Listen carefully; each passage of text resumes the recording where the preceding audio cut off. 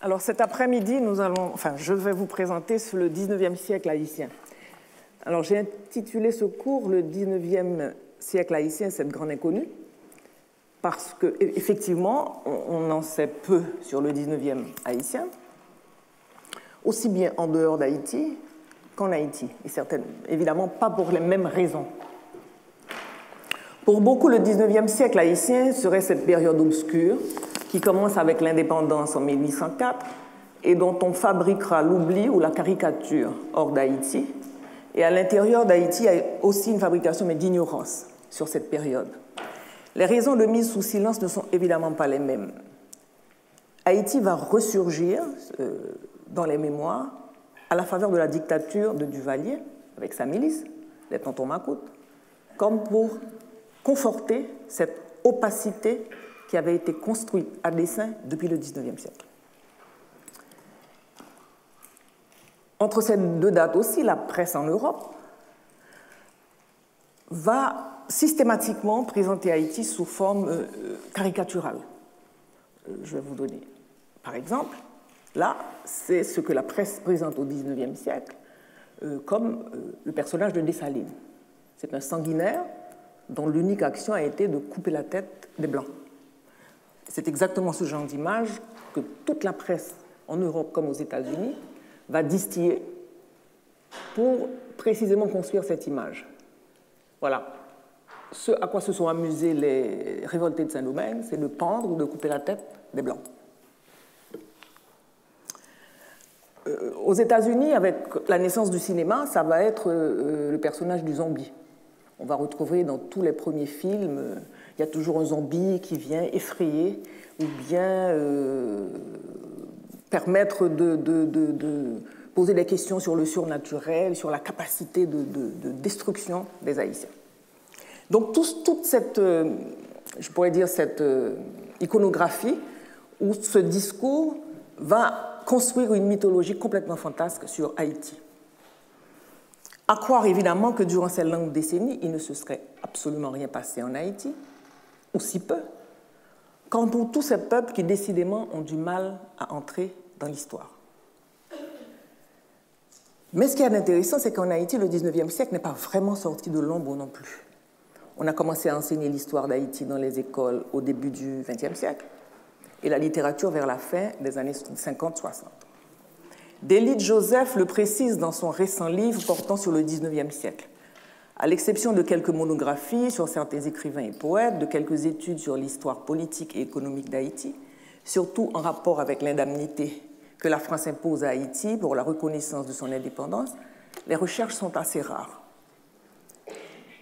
Mais je dois quand même souligner qu'il y a eu des travaux de Corventon, toute une série sur l'histoire de Port-au-Prince, et un livre de cette série est évidemment consacré à Port-au-Prince au cours du XIXe siècle. On y trouve des informations extraordinaires sur plusieurs pans de la vie en Haïti, sur la vie politique, sur... Oui, excusez-moi, on vous entend très mal. Bon.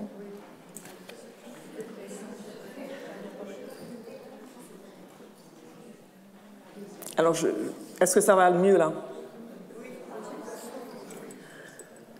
Alors, je disais que l'ignorance aussi avait été fabriquée quelque part en Haïti parce qu'il y a très peu de recherches sur la vie en Haïti. Il y a les travaux de Corventon sur Port-au-Prince. Il y a aussi... Corventon permet de balayer tout un certain nombre de domaines de la vie au XIXe siècle. Aussi bien la vie politique que la vie culturelle, que la vie... comment était l'urbanisme à cette époque-là, et la vie universitaire, comment est-ce qu'on a pu arriver à une institutionnalisation de l'écrit, par exemple.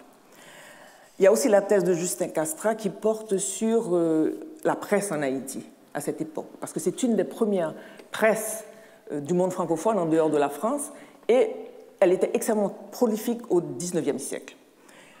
Et il y a aussi l'excellente monographie de Hector et de Casimir sur le long XIXe siècle haïtien, qui offre une intéressante mise en perspective de ce qui se joue durant ce siècle, tant sur le plan politique que de la construction d'une culture, d'une civilisation. Pour la littérature, on peut citer les travaux de Pradel-Pompilus, de Léon-François Hoffmann, de Dieudonné Fardin, et de Fleischmann, de Fouchard, de Cornevin sur le théâtre et des articles d'Yves Chemla. Les raisons du manque de travaux tiennent certainement à la dispersion des archives, aux maigres moyens dont disposent les chercheurs haïtiens, mais aussi cette volonté de rehausser la geste de l'indépendance pour comprendre tous les malheurs qui suivront en faisant l'impasse sur cette période. Il y a beaucoup plus une tendance à rehausser les faits de 1804 plutôt que de se pencher sur ce qui s'est passé au 19e et faire un petit peu l'impasse sur cette période. Mais ça va aussi dans le sens de quelque chose d'autre qui est aussi assez occulté en Haïti, c'est la période de la colonisation et de l'esclavage. Très peu étudiée si on compare aux études menées dans les îles anglaises ou en Amérique du Nord, aux romans même qui paraissent sur ces thèmes qu'on appelle The Passage, dans ces deux espaces, qui est extrêmement étudié. Il y a beaucoup de romans sur ces thèmes dans ces espaces-là. Donc il faudrait peut-être inscrire aussi, dans le cas d'Haïti, dans une stratégie d'amnésie, d'une part, et en même temps aller voir du côté de la culture populaire, dans les chants du vaudou ou dans la littérature orale en créole, qu'est-ce qu'il en est.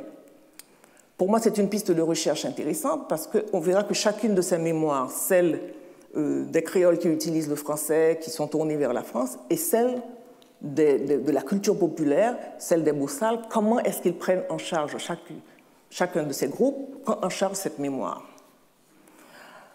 Pour ce 19e siècle, je dois faire une première mise au point, c'est que je ne vais pas utiliser une périodisation convenue, classique. Je vais déborder le siècle en amont pour pouvoir intégrer des écrits datant de 1767, et je vais les tirer en aval jusqu'à l'occupation américaine en 1915. Les écrits dès 1767 de Toussaint Louverture et de Dessalines, de par leur esprit, appartiennent déjà plus au monde esclavagiste. D'un autre côté, l'occupation américaine, en aval, vient mettre fin à un processus endogène dont le cours n'a pas cessé depuis d'être modifié. Donc, en amont 1767 et jusqu'à 1915. Deuxième mise au point va porter sur la nature des textes que je vais vous présenter. La nouveauté du champ de recherche ainsi que celle de la perspective de l'analyse bouscule à la fois le manque d'informations et le confort des paradigmes habituels sur qui écrit, la valeur de cet écrit et donc l'autorité d'un savoir. Qui a le droit d'écrire, qui peut écrire et qui peut formuler un savoir, qui peut faire autorité. Ce corpus soulève aussi la question de ce qui devrait ou non appartenir à la littérature. Comment leur thématique,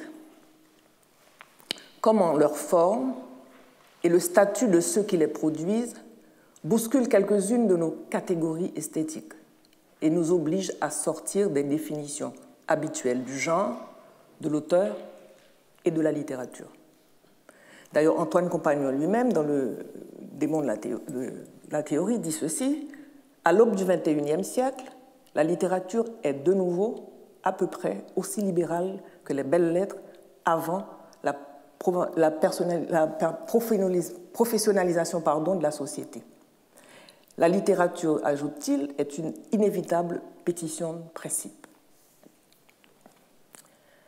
Ce qui veut dire qu'aujourd'hui, on a beaucoup plus de liberté quant à la manière dont on peut définir ce qui appartient à la littérature, ce qui n'appartient pas à la littérature, d'autant plus que beaucoup d'études menées, surtout aux États-Unis, dans ce qu'ils appellent le Subaltern Studies, amènent à donner la voix à des gens qui, jusqu'à présent, ne pouvaient pas prendre la parole, dont la parole n'était pas considérée comme étant une parole ayant une valeur, donc pouvant constituer un savoir. La première période, c'est celle de 1767 à 1806. Les premiers de ces textes, entre 1767 et 1806, annoncent avec une remarquable avancée un processus historique inédit, qui, de par sa nature même, n'a pas fini de questionner les fondements de cette modernité et ressurgissent avec une incontestable acuité dans les interrogations qui sont celles d'aujourd'hui. Et là, je vais me référer à un texte fondamental de Deborah Jensen qui s'appelle « Beyond the Slave Narrative, Le sous-titre « Politics, Sex and Manuscripts in the Haitian Revolution ». Elle englobe exclusivement des textes parus dans cette période, 1791-1806. Dans cet entre-deux où Saint-Domingue est en train de devenir Haïti. Et c'est une période extrêmement riche, qui nous renseigne énormément sur ce qui se passe.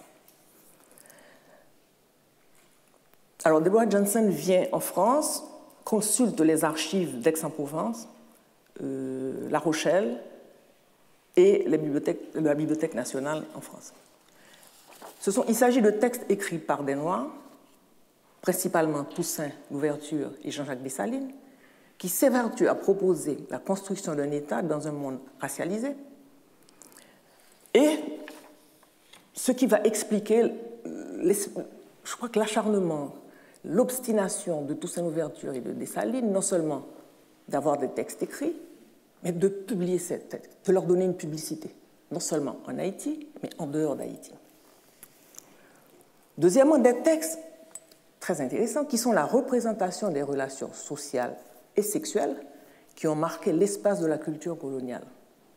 Ce, avant la codification serrée, rigide de ces rapports à partir du XIXe siècle, dans cette volonté de l'Empire, comme nous rappelle Lord Anstoler, de gérer de manière très rigoureuse les rapports intimes pour éviter toute contamination. Le racisme, à partir du XIXe siècle, comme principe organisateur des communautés européennes dans les colonies. Car il faut avant tout savoir comment distribuer les affects. Et pour ce faire, Lord Anstoler se réfère à Foucault et son concept de biopouvoir, et l'idée que le pouvoir part de race par la sexualité. C'est un thème sur lequel je reviendrai dans un des cours en évoquant l'image du corps noir dans la littérature haïtienne. Et le troisième groupe auquel je m'intéresse, ce sont les rares textes en langue créole, des chansons et des poèmes dont les mots se recueillis par des chroniqueurs ou qu'on retrouve dans les archives et qui sommeillent dans les archives jusqu'à aujourd'hui. Aucun de ces trois corps de textes ne figure jusqu'à présent dans les manuels classiques de littérature. Or, ils nous apparaissent comme absolument fondamentaux pour comprendre ce qui se jouait pendant cette période. La première production, donc celle des textes de Toussaint Louverture et de Jean-Jacques Dessalines, de par leur tonalité, de par ce lyrisme, annonce toute la littérature écrite de l'histoire de la littérature haïtienne, au moins toute la première partie. La troisième production ne commencera à sortir de l'ombre, donc la production de textes en créole, et ne sera valorisée que plus tard, à la faveur des écrits de Price Mars, de Suzanne Commerce-Sylvain, comme appartenant à la culture populaire orale. Le père déjà de Suzanne Commerce-Sylvain avait déjà compilé des contes et publié en 1901 un recueil Cric-Crac, les fables de La Fontaine racontées par un montagnard. Donc déjà à l'époque, au début du XXe siècle, quelques précurseurs commencent à s'intéresser à la littérature orale. Quant au texte du deuxième groupe relatant les relations intimes entre esclaves et maîtres, il me semble que c'est un corpus qui n'a jamais été analysé jusque-là. C'est en ce sens que le travail de Deborah Johnson de Duke University est à ce point novateur. Mais le silence ou l'indifférence qui entoure ces textes peuvent s'expliquer par le fait qu'il s'agissait de textes écrits par des gens que l'on obstinait à ne pas voir et surtout à ne pas considérer comme ayant une parole. Comme le souligne Gayatri Spivak dans son texte, le subalterne peut-il parler? Question à laquelle John Beverly, dans un autre texte, répond par la négative. Si le subalterne pouvait parler, c'est-à-dire parler d'une façon qui compte pour nous, il cesserait de l'être. Très peu de gens placés en situation de subalterne peuvent parler. C'est exactement ce que reprend dans le même esprit Michel Roftrouillot dans son livre « Silencing the Past », comment, par tout un processus, on peut mettre sous silence pour construire un savoir autorisé. D'où la nécessité aujourd'hui, quand on parle de monde francophone, de la perspective des études postcoloniales, de changer la perspective en modifiant le statut de ces textes, et en reconnaissant la légitimité de ceux qui en sont les auteurs ou les autrices. Le premier groupe de textes, c'est-à-dire là je me réfère aux textes de Jean-Jacques Dessalines et de Toussaint Louverture. Beaucoup de gens se demandent à juste titre comment ces écrits avaient-ils pu exister, puisque Toussaint Louverture, comme Dessalines, n'avait pas une maîtrise assez grande du français pour pouvoir écrire. Mais ces mêmes personnes sous-estiment la foi épique et lyrique dont étaient porteurs ces deux personnages historiques, Toussaint Louverture et Jean-Jacques Dessalines. Donc on va retrouver des textes qui sont dans un continuum du créole jusqu'au français d'une extrême grande correction. Ce qui explique aussi la diversité donc des textes que l'on retrouve dans les archives. Mais mieux, Toussaint et Dessalines étaient conscients de leurs limites en français, mais extrêmement conscients du saut historique qu'ils étaient en train de réaliser.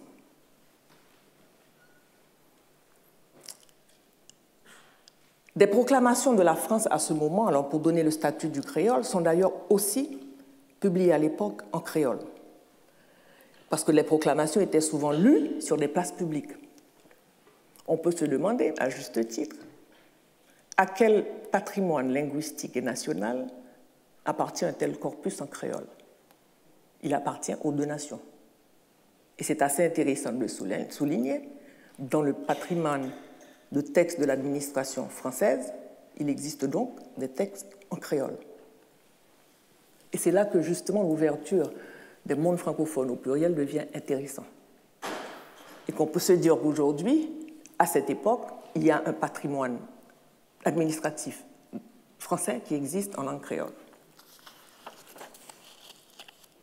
Mais que vont faire exactement Toussaint Louverture et Jean-Jacques Dessalines? Donc il va y avoir médiation. Ils vont passer par un intermédiaire pour pouvoir écrire ces textes.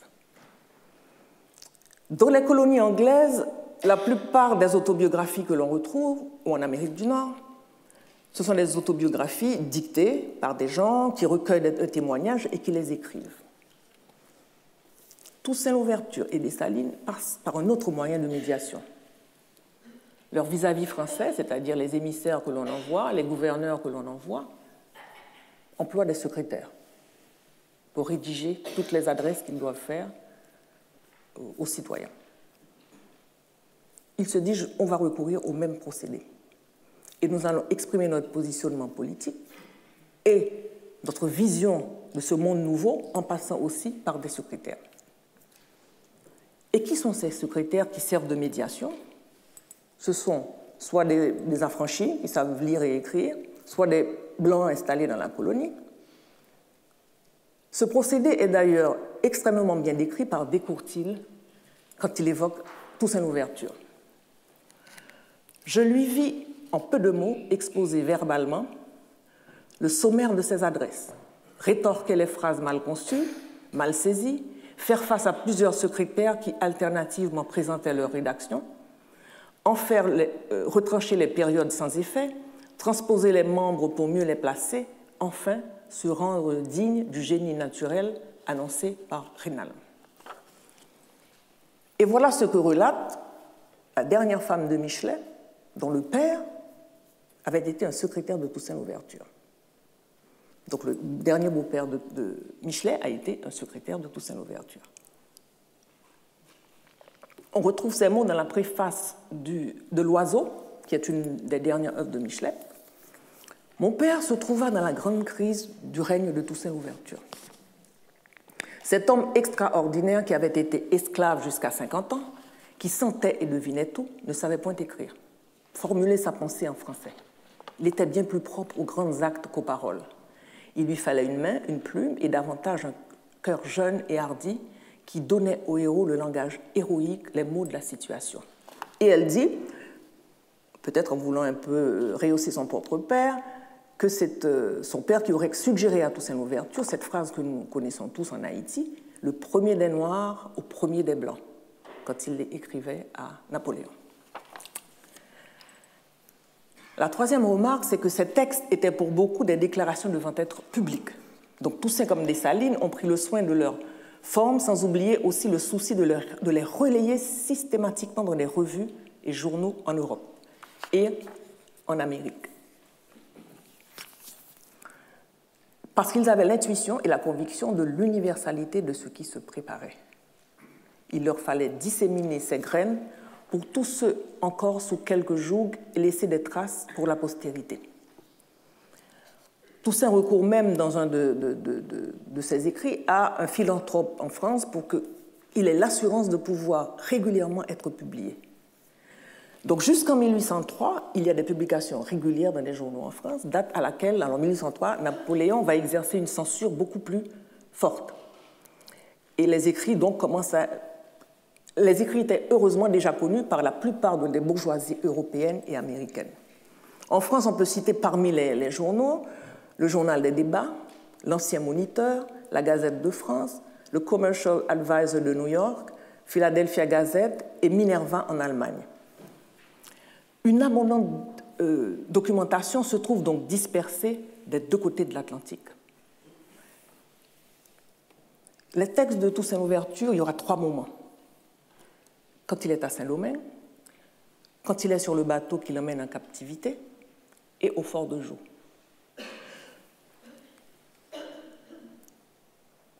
Les adresses directes de Toussaint Louverture dans les revues françaises. En janvier 1778, le Moniteur publie cette lettre de Toussaint. « Déclarez de ma part à la France tout entière que si elle se montre protectrice de l'humanité souffrante et abandonnée, elle n'aura jamais lieu de se repentir de ses bienfaits. » À Dessalines, ce document manuscrit. « J'avais évoqué avec vous avant-hier la situation de Fort Liberté. Il est sous l'autorité des troupes blanches, sous l'ordre d'Hédouville, dans le but de libérer les forces françaises. Le général Moïse se trouve en dehors du fort sans pouvoir y pénétrer. Ne perdez pas de temps, préparez 1200 hommes pour marcher sur le cap pour les arrêter avant qu'ils ne s'embarquent. » À Hédouville, émissaire français envoyé à Saint-Domingue. « L'ennemi de la chose publique, l'ennemi de l'ordre et de la tranquillité veut faire passer le mal pour le bien pour le mal, l'ombre pour la lumière pour l'ombre. Il est fort douloureux pour des hommes d'honneur d'être traités de cette façon. » Mais le plus intéressant, c'est une description que l'on a retrouvée d'une conversation entre Santonax et Toussaint Louverture. Puisque le théâtre était un genre extrêmement prisé sous la colonie, Toussaint Louverture envoie cette conversation à un journal américain sous la forme d'une conversation théâtrale. Alors il y a ce que dit Toussaint, ce que dit Santonax, ce qu'il répond, et évidemment il se présente à la 3e personne. Santonax, avez-vous confiance en moi? M'aimez-vous? Alors c'est Santonax qui le dit. Toussaint, oui commissaire, j'ai confiance en vous, je vous aime et vous respecte. Santonax, si vous m'aimez, si vous vous aimez et aimez votre frère, il y a une façon simple de sécuriser votre bien-être. Toussaint, quelle est cette façon? Santonax, de vous déclarer indépendant de la France. Qu'en pensez-vous? Ceci est mon projet. Toussaint, surpris et embarrassé, et c'est Toussaint qui parle de lui. Ceci est très évident. Donnez-moi un peu de temps pour que j'y pense avant de vous répondre. Santonax, je suis le fondateur de votre liberté. Toussaint, je préférerais le voir plutôt que de l'entendre. Et il ajoute, voilà, Santonax lui dit, avancez Toussaint pour que j'entende mieux vos répliques. Le deuxième moment, c'est au moment de l'arrestation de Toussaint Louverture. Il y a cette phrase que tous les Haïtiens connaissent, et ils sont passés par l'école, « En me renversant de Saint-Domingue, on a abattu le tronc de l'arbre de la liberté des Noirs. Il repoussera par ses racines parce qu'elles sont profondes et nombreuses. » Sur le vaisseau qui l'emmène en France, il parle de Napoléon. Il promettait de jeter le voile de l'oubli sur les événements qui ont eu lieu à Saint-Domingue.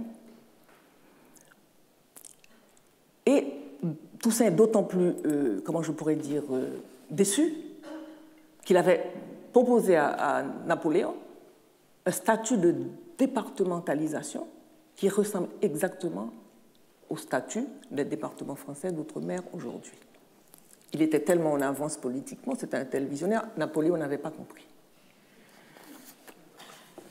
Le fort de Joux, parce qu'il y a toute une série de textes aussi, on lui confisque pas moins de 9 gros cahiers au fort de Joux. Quelques lettres et des notes. Mais même après, Toussaint Louverture trouve le moyen de continuer à écrire. Il réclame un procès. Je suis au fond d'un cachot sans pouvoir me justifier. Il est dit que le gouvernement français est juste. Ne dois-je pas participer à sa justice? Je demande que le général Leclerc et moi nous comparaissions ensemble devant un tribunal et que le gouvernement ordonne que l'on m'apporte toutes les pièces de ma correspondance. Et à sa mort, sur le papier, on a trouvé un papier caché dans le tissu qui lui recouvrait la tête, parce qu'il avait très froid, il venait d'une île tropicale. Il a écrit, et ce sont ses dernières pensées. On m'a envoyé en France nu comme un ver. On a saisi mes propriétés et mes papiers. On a répandu les calomnies les plus atroces sur mon compte. N'est-ce pas couper les jambes à quelqu'un et lui ordonner de marcher? N'est-ce pas lui couper la langue et lui dire de parler? N'est-ce pas enterrer un homme tout vivant? Dessalines va s'inscrire dans une radicalité plus grande. Au départ, dans la vie courante, il voudrait qu'on s'en tienne strictement au créole. On rapporte qu'il répond au fils d'un créole ogonaï venu l'accueillir et qui lui parle en français « Tu as ta propre langue, pourquoi utiliser celle des autres ?» Mais comme Toussaint, il va utiliser les mêmes modes de médiation des secrétaires. Il fera apparaître régulièrement des textes dans les revues en Europe et aux États-Unis. Dessalines met souvent sa personne en avant. Dans un manifeste qui date de 1802, il déclare « J'ai été fidèle à la promesse que je vous ai faite en prenant les armes contre la tyrannie, et tant qu'un souffle m'animera, je le tiendrai ce serment. » Et se déclare « Je suis le vengeur du nouveau monde. » Dessalines va se situer bien plus en dehors du cadre connu que Toussaint. Il est l'un de ceux qui portent le moins le masque, dans le sens où Fanon parle de peau noire, masque blanc. Dans le journal des débats, des lois et du pouvoir législatif, il déclare « Quelqu'un écrit de lui. Il est également inutile de faire observer que la proclamation qu'on vient de lire n'est l'ouvrage ni de Dessalines, ni de quelconque être qui ne sait pas signer son nom, ni d'aucun individu de sa couleur. » Quand on analyse l'ensemble des textes publiés par Dessalines, il y a indéniable empreinte de l'empereur, quel que soit le secrétaire qui rédige ces textes. On retrouve énormément des métaphores de la nature quand il s'adresse à la population, tel qu'un torrent qui déborde, gronde, arrache, entraîne, votre fougue vengeresse a tout emporté dans son cours impétueux. La mise sous silence va être encore plus virulente pour Dessalines, dont la rhétorique est à la fois violente et poétique, pour répondre à la démesure de la violence de l'esclavage. Le voile effroyable du préjugé est déchiré en pièces et il l'est à jamais. Malheur à quiconque oserait tenter d'en rajuster les sanglants lambeaux. Mais surtout, alors toute cette rhétorique s'apparente, et il faut le souligner, à la rhétorique de personnages de la Révolution française comme Danton ou Robespierre. Mais Dessalines a conscience de ce nouvel universalisme de la Révolution française, « J'évangile le nouveau monde. Et vous, esclaves de tous les pays, vous apprendrez par ce grand homme que l'homme porte naturellement dans son cœur la liberté et qu'il en tient les clés dans ses mains. Et ce n'est pas sans raison qu'il fait donc publier son journal de campagne en Allemagne dans la revue Minerva et que, comme je l'avais dit dans la leçon, que Susan Bock-Morris ait établi le lien entre ses écrits et la conceptualisation de la dialectique du maître et de l'esclave de Hegel. Donc, elle part du principe que Hegel a absolument lu ses écrits que Dessalines envoyait à la revue Minerva pour inspirer la rédaction et la conceptualisation de la dialectique du maître et de l'esclave. Et beaucoup d'autres qui ont mené des guerres de libération après vont toujours avoir comme référence un personnage comme Jean-Jacques Dessalines. Le deuxième groupe de textes qui va nous intéresser, ce sont les textes qui rapportent les relations intimes entre colons et esclaves. Le premier texte, qui est tombé entre les mains de Deborah Johnson de manière tout à fait par hasard, Cela ne suffit pas, sous forme de versification, ma chère Zabeth, de prendre un amoureux juste pour le plaisir d'une amitié. Seule une femme sotte agit de la sorte et nous inspire de la pitié. Comment peux-tu espérer arriver à un grand train de vie si tu ne gagnes pas de l'argent? Ce texte m'inspire plusieurs remarques. Là, nous avons la mise en scène de personnages qui va traverser toute la littérature de l'époque coloniale, celle de la cocotte, que l'on retrouve dans les romans portant sur cette époque, comme Le soulèvement des âmes de Madison Spark Bell, ou en esquisse dans un roman de Chauvet, La danse sur le volcan. Cela s'inscrit dans une stratégie de sortie de la misérable condition d'esclave. Je reviendrai justement dans un prochain cours sur les relations intimes à cette période, avant le XIXe siècle, qui va codifier les rapports de manière stricte. À ce moment, l'Empire doit consolider sa puissance au XIXe siècle et exerce, comme je l'ai dit tout à l'heure, sa biopolitique. Mais au XIXe siècle, Saint-Domingue devient Haïti et suit son propre chemin, si on peut dire. La deuxième remarque, ces textes permettent de se faire une idée de la vie sous la colonie. C'est une société dominée par des hommes blancs, dans laquelle il y a très peu de femmes blanches et dans laquelle règne une promiscuité énorme. Ça, c'est le système de la colonie et de l'esclavage. Donc, ces textes relatant justement ces rapports intimes entre maîtres et esclaves sont intéressants en tant que documents sociologiques et permettent de montrer quelle forme de société est mise en place de ce côté de l'Atlantique. On retrouve beaucoup de ces textes dans les récits des chroniqueurs comme Moreau de Saint-Méry ou le baron de Wimpfen, qui donnent justement une image de l'idéologie coloniale, mais c'est encore une autre piste de recherche intéressante que de pouvoir peut-être constituer un corpus de ces textes et mettre en relation, en fait, ce qu'on a. On verra comment le pathos vraiment se dérobe au logos dans ce type de relation entre maître et esclave. La troisième remarque, c'est que l'auteur ou l'autrice de ces textes n'est pas révélé. Certains pensent que ce texte aurait même pu être l'œuvre d'une femme, parce que certaines femmes esclaves domestiques avaient pu bénéficier de l'instruction. La quatrième remarque, c'est que ce texte rappelle de manière frappante un passage de Manon Lescaut. Nous sommes donc aussi dans l'esprit du XVIIIe siècle libertin français. Je vous lis un passage précisément. « Je te jure, mon cher chevalier, que tu es l'idole de mon cœur et qu'il n'y a que toi au monde que je puisse aimer de la façon dont je t'aime. Mais ne vois-tu pas, ma pauvre chère âme, que dans l'état où nous sommes réduits, c'est une sotte vertu que la fidélité. Crois-tu qu'on puisse être bien tendre lorsqu'on manque de pain? J'ai la faim me causerait quelque méprise fatale. Je rendrai quelque jour le dernier soupir en croyant pousser un soupir d'amour. Je t'adore, compte là-dessus, mais laisse-moi pour quelque temps le ménagement de notre fortune. Malheur à qui va tomber dans mes filets. Je travaille pour rendre mon chevalier riche et heureux. » La dernière remarque est qu'il ne faudrait pas non plus faire des cocottes l'unique possibilité des relations interraciales. On n'a qu'à penser à des unions comme celle qui donne naissance au général Dumas, père d'Alexandre Dumas, aux concubinages établis qui sont devenus la forme la plus courante d'union matrimoniale en Haïti. Le troisième groupe de textes, ce sont des textes écrits en créole, mais auxquels on a prêté peu d'intérêt puisque cette langue et ceux qui la parlaient ne bénéficiaient pas vraiment du statut d'humain à part entière. Alors il y a une très belle chanson d'amour entre deux esclaves, Asa et Ivaïm, séparés puis réunis. Alors je donne la traduction qui est la mienne. Asa regarde comment le visage de ton ami a fondu comme de la cire. En ce temps-là, tu étais loin de moi. Aujourd'hui, regarde-moi sourire. Mon cœur était brisé, je n'avais plus le cœur à l'ouvrage. Je rêvais de toi jour et nuit, ce qui me blessait encore davantage le cœur. Il y a un deuxième texte plus connu qui s'appelle Lisette quittait la plaine. Et je ne vais peut-être pas le lire parce qu'il faut continuer le cours. L'autre remarque, c'est que pendant la colonie, il y a un genre qui est extrêmement prisé, c'est le théâtre. Le théâtre est très prisé et les salles sont les rares lieux de mixité. Ça veut dire qu'il y avait des salles, des parties des salles de théâtre qui étaient réservées aux populations noires. Et c'était un des rares amusements ou les rares divertissements de l'époque.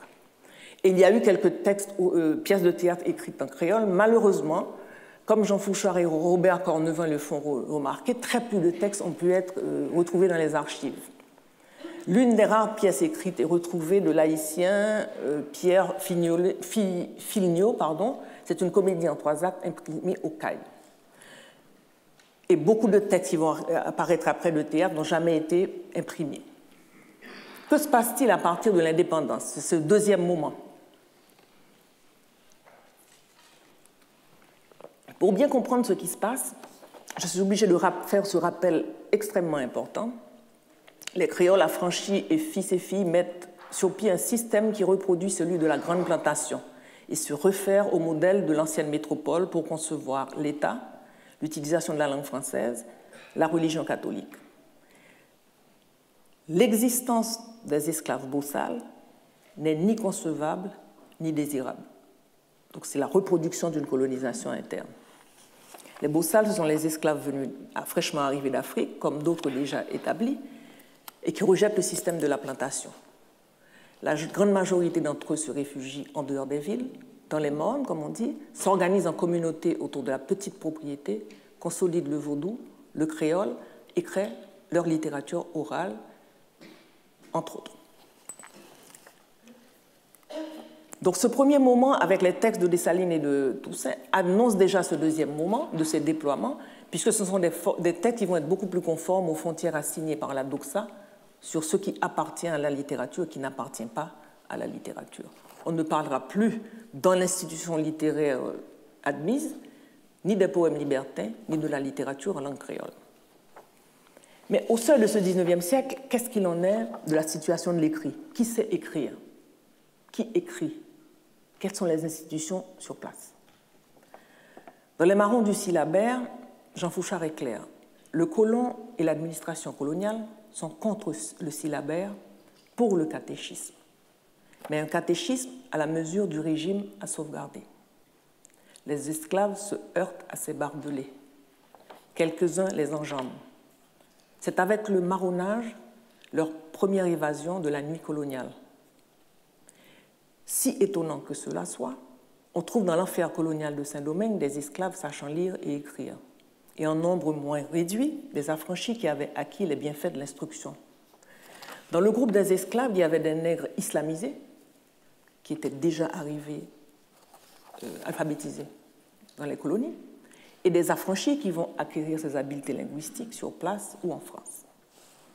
Délit Joseph, dans son livre « L'État haïtien et ses intellectuels », suit pendant le XIXe siècle les 140 noms d'hommes et de très rares femmes qui sont cités.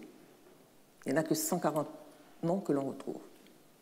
Et ce qui est intéressant et fascinant, c'est que ce XIXe siècle va se construire avec ces 40 noms, ces 140 noms, très peu d'écoles, très peu d'institutions.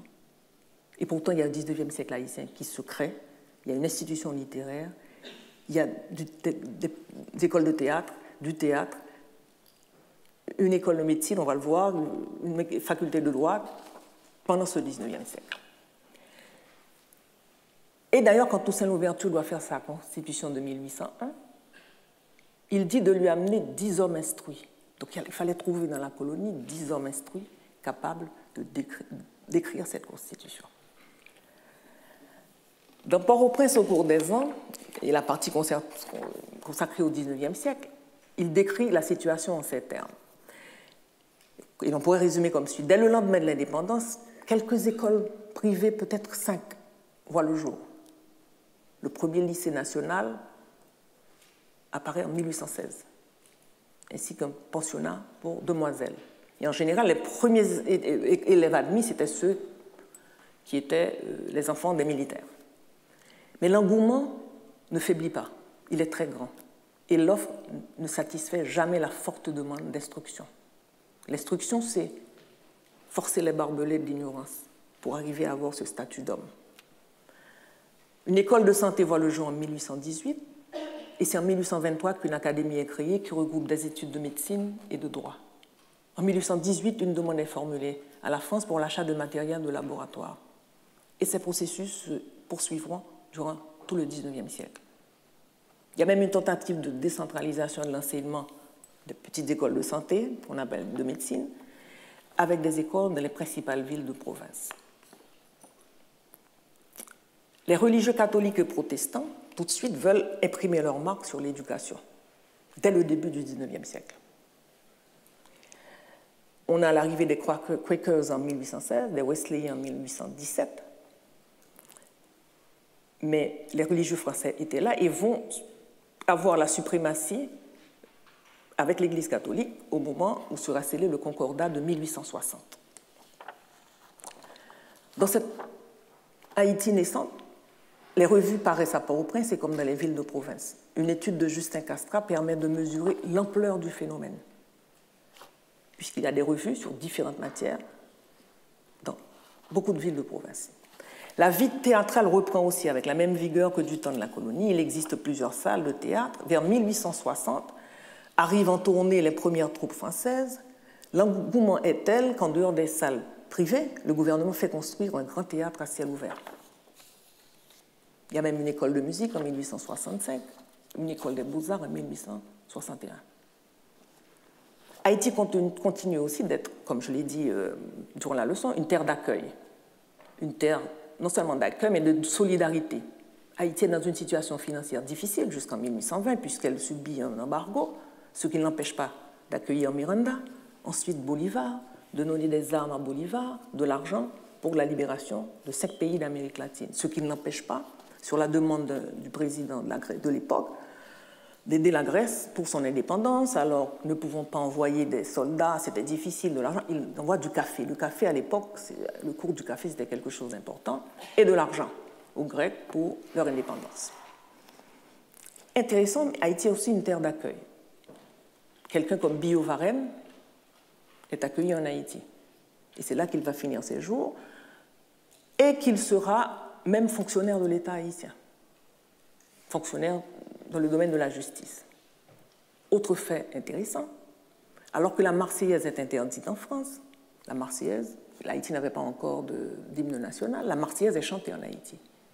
Et dès qu'il y a des insurrections, parce que là nous aimons aussi les insurrections populaires, comme la France, c'est la Marseillaise qui est chantée. Par exemple, les troupes qui arrivent lors de l'insurrection de Salnave, qui est un président de l'époque très fougueux, très populaire, la population arrive en chantant la Marseillaise.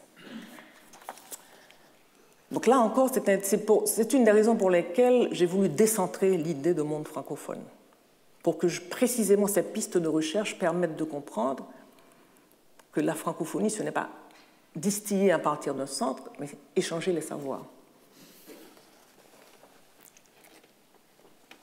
L'autre chose qui caractérise ce XIXe siècle et qui va certainement constituer une façon d'être, c'est que Haïti est soumise à ce que j'appelle le hasard géographique et les hasards climatiques. Il y a eu 2 terribles tremblements de terre durant ce siècle, des ouragans extrêmement forts et plusieurs incendies de la ville. Ce qui met tout le temps cette population dans cette familiarité du pire. Cette familiarité du pire à laquelle on oppose toujours cet engouement pour la vie. C'est comme un rapport presque dialectique. Quand on regarde ce XIXe siècle, on se dit, mais on n'aurait peut-être pas dû être encore vivant, on est encore là. Mais tout ce dont je parle ici se déploie dans le pays à culture créole. L'autre pays est quasi absent des manuels. Dans ce pays autre que l'on appelle le pays en dehors, le pays des Beaux-Salles, dont l'existence n'est ni concevable ni désirable, il continue à se construire. Une civilisation, une religion, une manière d'occuper l'espace, une manière de concevoir les rapports hommes-femmes, une manière de concevoir le sacré, une manière même de voir le genre qui n'est pas celui du monde occidental. Quand on étudie bien la religion vaudou, on se rend compte qu'il y a une autre façon de concevoir la biologie. Voilà. Et la littérature écrite en français. La littérature écrite en français, qui est donc la littérature de cette culture créole, se trouve au début du XIXe dans toute situation de littérature qui doit dire un nous national. Mais en plus de ce nous national, qui doit dire que les Noirs sont des êtres humains. Donc c'est une double mission. Comme tout État qui se construit, celui d'Haïti, le fait sur l'identité, une manière, comme dit Rancière, de fonder le commun sur ce qui est propre. Pour Herder, par exemple, la culture en Allemagne précède l'instauration de l'État-nation. Ici, l'écrit, la littérature, accompagne plutôt cette instauration et est investi ce faisant d'une fonction fondatrice. Chris Bongui avance que la naissance d'un État post-colonial, comme de tout État, est inséparable de l'émergence d'une élite intellectuelle chargée de négocier la puissance de cet État. Les premiers écrivains se sentiront donc investis de la mission de répondre à l'injonction de la nation jusqu'à la religiosité. La plume est ici une auxiliaire de l'épée. La première en date des revues littéraires du pays, l'abeille haïtienne, a pour devise « L'épée et les talents doivent n'avoir qu'un but, que chacun à l'État apporte son tribut ». Mais Hegel, dont Suzanne Bonk-Morris dit qu'il y a de fortes chances qu'il ait puisé dans les écrits de la revue Minerva, dit que la conscience de soi dépend de l'expérience de la reconnaissance sociale. La théorie de la reconnaissance sociale vise dès lors à traduire les exigences nécessaires à la construction de l'identité moderne. La communauté humaine est fondamentalement une communauté de la reconnaissance. Dans le cas d'Haïti, il faut dans un même mouvement dire la légitimité de cet État et l'appartenance du noir à l'humanité. Ces écrivains pionniers habiteront fortement le territoire imaginaire de l'histoire. Le saturant de sens pour rehausser les faits, ils l'habiteront en poésie. La littérature en langue française est donc celle d'une infime minorité, sommée d'écrire pour dire un nous, capable de fonder une communauté de citoyens. L'exaltation de l'épopée de l'indépendance et la mise en garde contre un éventuel retour des Français. Si quelques jours sur tes rives réapparaissent nos tyrans, que leurs hordes fugitives servent d'engrais à nos champs. Dans une pièce de théâtre, Pierre Faubert, Auger ou le préjugé de couleur, on lit ces vers qui disent les deux choses. Persécutés sur ce rivage, sans le pays, dans le monde entier, nous n'avons que notre courage. Il nous faut nous y réfugier. L'heure enfin sonne où notre race ne doit plus vivre pour souffrir. Au rang des peuples, prenons place ou sachons noblement mourir. Mais ce nous national, comme celui de Herder pour l'Allemagne, n'inclut pas vraiment les Bossal. Ce national est donc partiel. Et la reconnaissance hegelienne recherchée l'est donc avant tout, pour les créoles, à de très rares exceptions près, pour des écrivains et essayistes comme Devaté. On verra plus loin quelle nuance apporter à ce premier constat irréfutable quant au statut et à la nature même de ce qu'on appelle la littérature, dont le but n'est pas uniquement de dire un nous, mais de semer aussi le trouble dans ce nous. Les premiers historiens au XIXe siècle qui apparaissent sont Thomas Madiou, qui va incontestablement s'inspirer de Michelet pour écrire sa grande fresque de l'histoire d'Haïti. Comme Joseph Saint-Rémy ou Beauboin-Ardouin, ils ont une forte conscience du caractère exceptionnel de la Révolution haïtienne et portent ce souci pressant dans l'essai des traces. Plus tard, des théoriciens s'évertueront comme Louis-Joseph Janvier ou Hannibal Price à défendre Haïti face aux nombreux détracteurs, comme Anténor Firmin, qui rédige, comme on le sait, de l'égalité des races humaines en réponse au fameux de l'inégalité des races humaines de Gobineau. La pensée de Firmin, malgré sa nouveauté, continue de s'inscrire dans l'idée de l'évolutionnisme. Donc dans cette idée qu'il y a une seule manière d'être humain, qui est de ressembler à l'unique modèle, qui est le modèle de l'Empire. Et que sur ce chemin, qu'est-ce que dit Firmin? Haïti aura fait un pas de géant avec son indépendance. Mais dire déjà ça sur la scène internationale à l'époque, quand le régime de vérité en cours ne concédait même pas cette possibilité d'appartenance, c'était déjà faire preuve d'insolence. Alors aujourd'hui, quand on regarde le texte de Firmin, on se dit oui, mais il s'inscrit un peu, pas un peu, beaucoup, dans cette perspective évolutionniste, mais c'était déjà un pas de géant à l'époque, au XIXe siècle. Si on se place dans le contexte du régime de vérité de l'époque. Donc forcément, cette littérature n'échappera pas au mimétisme, puisque le seul modèle dont elle dispose est la littérature française, et elle s'inscrira dans l'espace mental qu'elle voulait proscrire. Si nos critiques aujourd'hui sont travaillées par l'indigénisme et la négritude ont toujours été d'une grande sévérité pour cette production, Louis-Joseph Janvier dit déjà à l'époque, l'imitation n'est pas une chose simple. Qu'est-ce que la civilisation après tout? Pastiche ou copie? Partout. Toutes les civilisations consistent en un échange d'imitations plus ou moins appropriées, intelligentes et opportunes.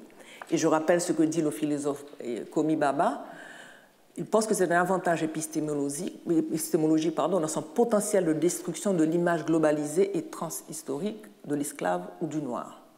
D'autant plus qu'un émissaire des États-Unis envoyé en Haïti au début du siècle ou à la fin du siècle est surpris, puisque le français jouit d'un prestige international à l'époque, et en guise de moquerie s'écrira « What? Niggers speaking French ?» quand il arrive en Haïti. Quoi? Des Noirs parlant français? Il a trouvé ça assez insolite. La position de Glissant dans le discours antillais diffère de celui de Janvier ou de Baba, en ce qu'il continue aussi de placer ces littératures comme des littératures de Béké ou des littératures doudouistes. La situation haïtienne n'est pas tout à fait la même, donc il faudrait revenir à ces différentes prises de position et les creuser. Ce qui est important, c'est que la plupart de ces écrits ou théoriques ou littéraires sont majoritairement produits pour l'extérieur. Cet État-nation en train de se constituer avait besoin de ces voix pour tenter de s'imposer sur la scène internationale et dire sa légitimité. Bon nombre d'écrivains publieront dans les revues françaises, noueront des liens d'amitié avec des écrivains comme Victor Hugo, Lamartine, et échangeront avec eux à travers des revues haïtiennes et françaises. L'échange le plus fameux était celui de Victor Hugo avec un journaliste haïtien exilien Heurteloup, après l'exécution de John Brown, l'activiste noir américain aux États-Unis en 1859. Ce qui est intéressant, c'est que le Victor Hugo qui opine à ce moment-là est déjà très différent dans ses prises de position par rapport à Haïti, à Saint-Domingue, à la cause des Noirs, que le jeune Hugo qui a écrit Buck-Jargal en 1920 et qui en réécrira une deuxième version en 1826. Dans un des cours, je reviendrai justement sur ces deux versions. Il a énormément évolué. Ce n'est plus le jeune Victor Hugo qui a une vision assez, je pourrais dire, conservatrice de la question en 1820, pour être gentil. Mais en fait, à quoi rêve cette élite qui parle français et dont le regard est tourné vers la France? Le fait de devoir la difficulté à se retourner et à regarder la faille intérieure, qui est culturelle, qui est sociale et qui empêche de créer ce nous national. Et je le dis, les premiers écrivains n'auraient-ils pas aussi quelque part masqué ces failles? D'abord dans le déni de la langue. Louis-Joseph Janvier lui-même n'hésite pas à affirmer dans les détracteurs de la race noire et de la République d'Haïti en 1882 la langue française est la langue la plus courante, la seule en usage, et tous les paysans la comprennent. Le déni du vaudou. Hannibal Price, dans sa réhabilitation de la race noire et de la République d'Haïti, note « Il n'y a pas, et il n'y a jamais eu en Haïti, ni culte vaudou, ni prêtre vaudou. » On nous parle des vaudouisants, mais ce sont de grands enfants en veine d'amusement. Il y a aussi un déni d'humanité. Virgile Vincent, poétesse qui écrit dans Des fleurs et pleurs, « Non, ne va pas plus loin, fillette, promener devant l'étranger tes pieds tout nus. Sans y songer, tu circules comme une bête. » Beaucoup de poètes, à l'époque, se réfèrent soit à la Grèce antique, soit à la Rome antique, pour décrire des femmes à la couleur blanche. Il est une beauté près de qui Vénus n'est plus belle, que Minerve lui porte envie. Ou alors un autre poète, lorsque ta pudeur s'effarouche, les roses de ton coloris décèlent les bienfaits de Flore. Ou encore, je pense à la blancheur divine de ta chair, dont le parfum m'oppresse encore. Alors, dès 1836, certains écrivains, Ignace et Milno, Oswald Durand, éprouvent le besoin quand même de tourner le regard vers l'intérieur et d'exprimer par ce retournement une première volonté d'affranchissement du mimétisme. L'accent est mis sur les référents nationaux. On passe d'une littérature instrument d'affirmation pour l'extérieur à une littérature qui devient le décor d'une réalité nationale qui lui préexisterait. Cette littérature soumise aux lois du réalisme en ce qu'il doit transposer la réalité haïtienne, mais il doit aussi la magnifier. Émile Naud, dès 1835, évoque dans une chronique de son journal Variété la nécessité de légitimer la langue créole. Veillez à la campagne, histoire de revenants, contes et chansons. Quelle langue se chargera de recueillir les termes qui seuls peuvent faire comprendre ces contes? Toujours Ignace, son frère, fustige le public qui accueille négativement tout texte ne se référant pas à la France. Cette foule ennemie née de toute esthétique nouvelle. Cette foule est donc une ennemie née de toute esthétique nouvelle. D'autres critiques comme Durassine et Vaval, la littérature de notre pays doit être et non la simple copie de la littérature française. Des romans se réfèrent à l'histoire d'Haïti, comme Stella de Émeric Bergeau, le premier roman qui paraît en 1859, et Deux Amants de Amédée Brun, qui met en scène des personnages haïtiens. Et c'est à partir de ce moment que naît aussi une poésie nationale, inspirée des romantiques français, et qu'on dira toujours c'est un romantisme bruni au soleil d'Haïti. Après l'évocation de l'épopée de l'indépendance, le paysage haïtien va enfin apparaître dans les textes à partir de ce moment-là. J'ai chanté notre plage où la vague se brise, sur les pieds tortueux du résigné des mers, nos sveltes cocotiers qui se prêtent à la brise. La femme haïtienne apparaît aussi pour la première fois dans la littérature à partir de ce moment-là. Dieu est né, empourprant ses lèvres épaisses, fondantes comme une mangue. Et dès la période qui suit, les romanciers de la Ronde vont aussi s'inspirer des romanciers français comme Balzac ou Flaubert. Et Marcellin, Ibert, Lérisson, Innocent aussi s'inspireront de Balzac ou Flaubert pour parler de la réalité haïtienne. Marcellin est celui qui a ce regard pénétrant, mi-narquois. Les romans de Ibert critiquent les travers de la société mais se circonscrivent à une élite. Innocent est le premier à introduire dans son roman le vaudou comme pratique culturelle, ce qui a fait l'effet d'une bombe à l'époque. Et le roman a été mal reçu, a été critiqué à cause de cette introduction du vaudou comme thématique du roman.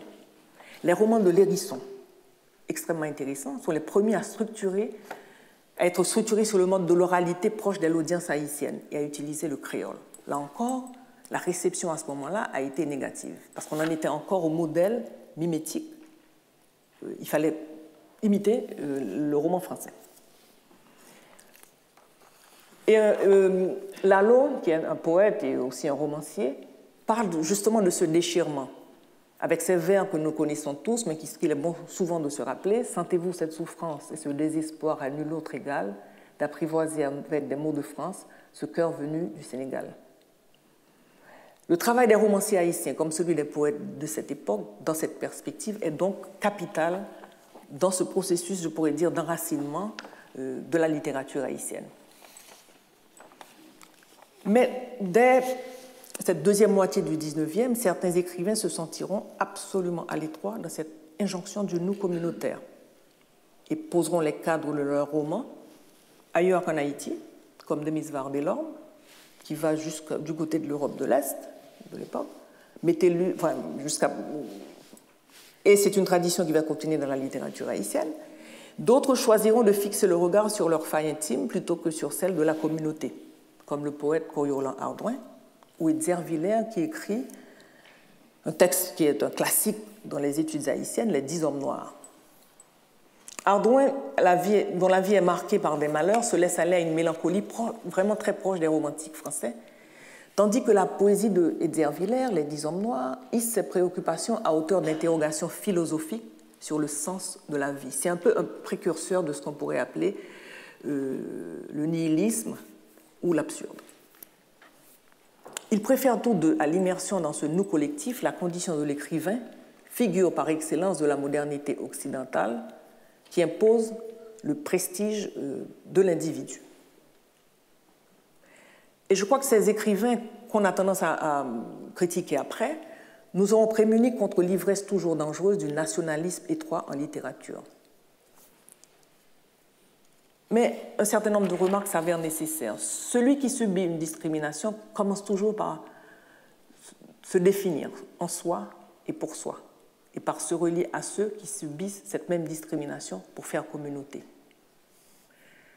Comme le dit Édouard Saïd, l'écrivain de l'Empire, qui n'a pas été victime de cette discrimination, utilise le jeu de la littérature moderne en n'ayant aucune idée des faits de l'histoire qui lui permettent de jouir de ce privilège, qui lui permettent de jouir de ce privilège avec cette légèreté de qui n'a jamais subi de discrimination.